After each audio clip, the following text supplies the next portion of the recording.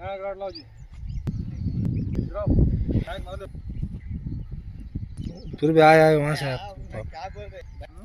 भाई से गिरा कहीं तो कितने भी 500 फीट मारो उसका क्या है मैं दे तो हमें बोलते तो नहीं समझ 100% गिरना बोले छोड़ पैसे वेस्ट हुए के तो मैं नहीं इसलिए दिमाग जब बात करते थे बात मत सब बात कर गाड़ लगा जाए हेलो बड़ा